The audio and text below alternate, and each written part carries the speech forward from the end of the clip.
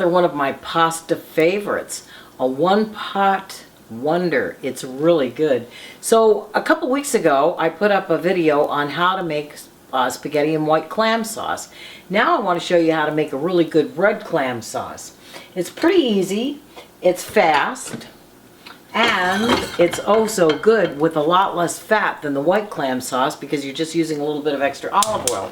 So what I have done is I steamed the clams, took them apart, saved the juice, and put the clams aside.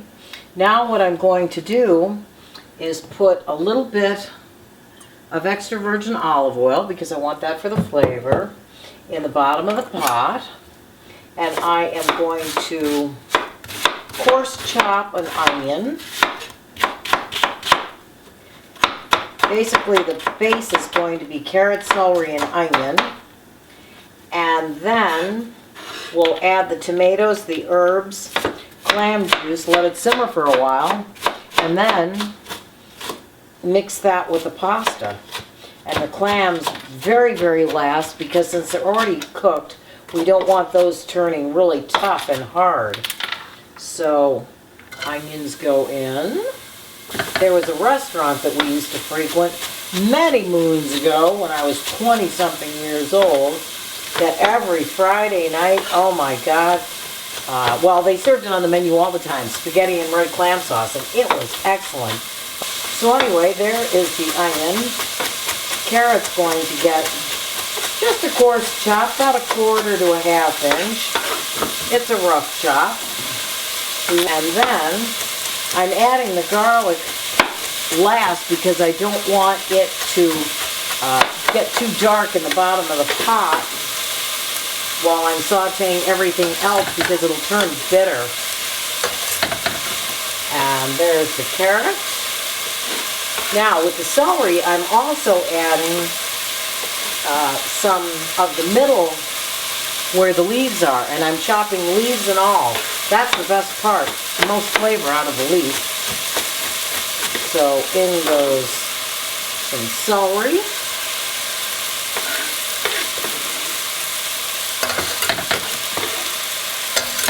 And we can give this a quick stir.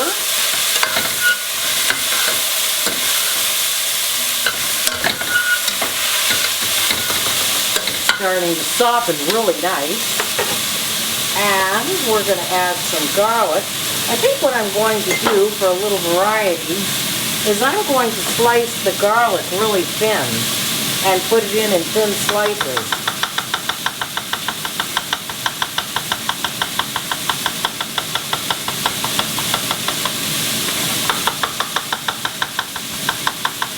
The trick to this is, though, slicing it on the thin side. You could use a mandolin to slice it. You could also put it through a plane grater too, but it's good to practice knife skills. 4 cloves, or what's going to be the equivalent of a good heavy couple tablespoons of fresh sliced garlic into the pot.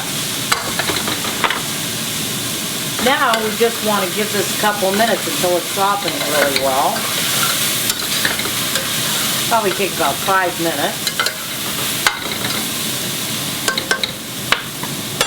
I'm going to add a touch more olive oil. Okay, so the onions and the carrot are starting to brown a little bit, and they're starting to turn, the onions anyway, a little bit translucent. So that means they're softening up quite well. We'll give it about another 2 minutes.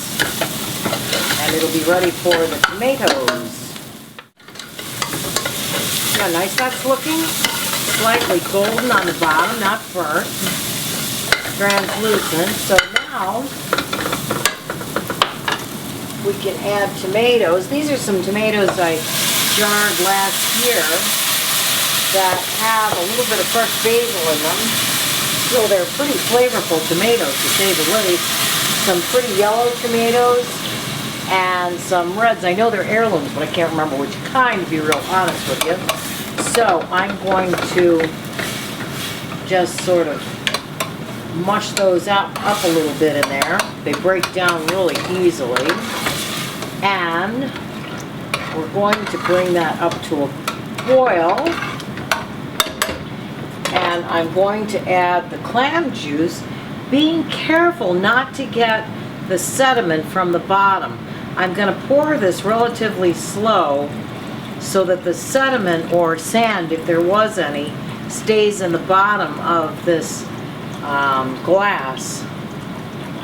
And there's a little bit, not a lot, but there is a little bit, so we'll just leave that alone where it is.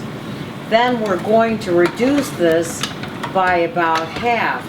Now I'm going to put in some herbs because it's winter and, well, actually spring, but fresh herbs I don't have out in the garden yet, so I'm going to use some dried herbs.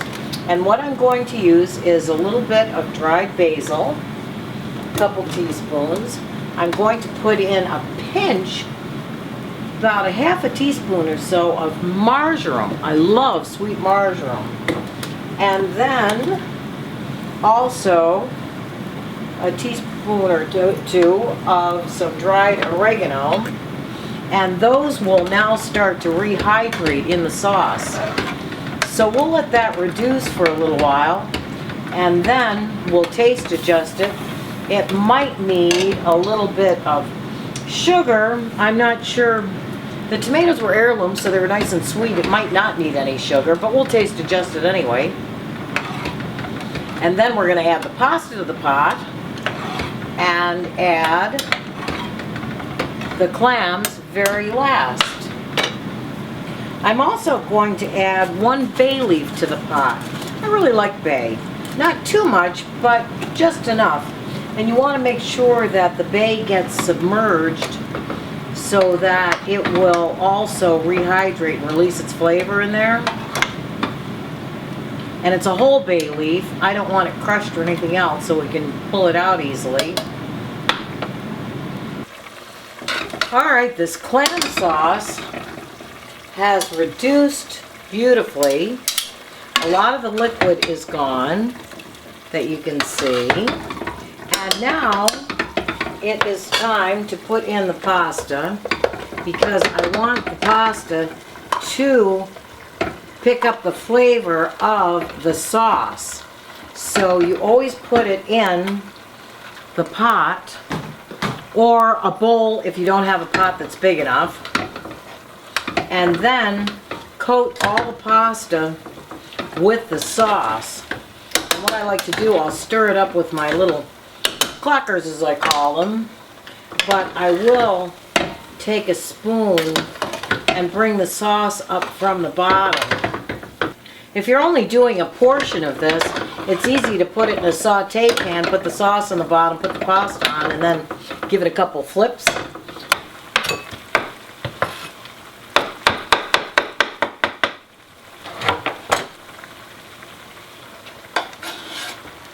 Okay.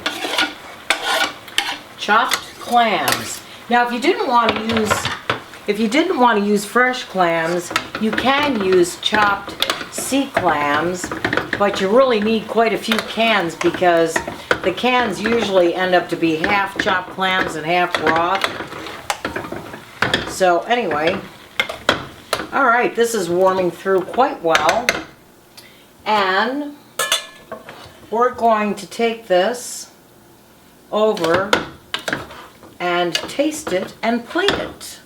But oh my god, it smells so good. I'm also going to add some fresh chopped parsley to this too, because the parsley helps clean up the flavors, you know. It can use actually quite a bit of fresh chopped parsley. So, join me over in the other spot in my plating station. Alright, here I am with the spaghetti, actually linguine, and red clam sauce. So, you can tell that the linguine has absorbed all the sauce. Now what I want to do is I'm going to give this parsley a coarse chop because I want this to help clean up the flavor just a little bit. Also, it's going to look pretty. Leaves only, no stem when you chop parsley. Alright, chopped parsley is in. It's going to get a little bit of a mix. God, isn't that looking pretty? Oh, and it smells so good. My goodness. So, let's plate a little bit.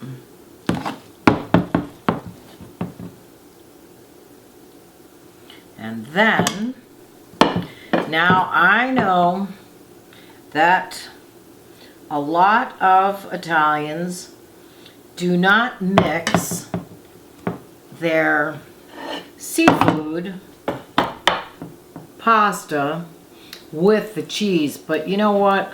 I love Parmesan Reggiano. I mean, I adore the stuff. It's a separate food group in my opinion.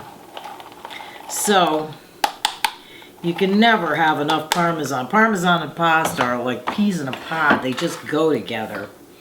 So, there you have it. Now, this we definitely have to try, because this is going to be really tasty. You know, a lot of places that just put a blob of sauce on top of the pasta, they miss the whole thing, because then you got pasta that doesn't taste like anything, which is so not what it should be. So,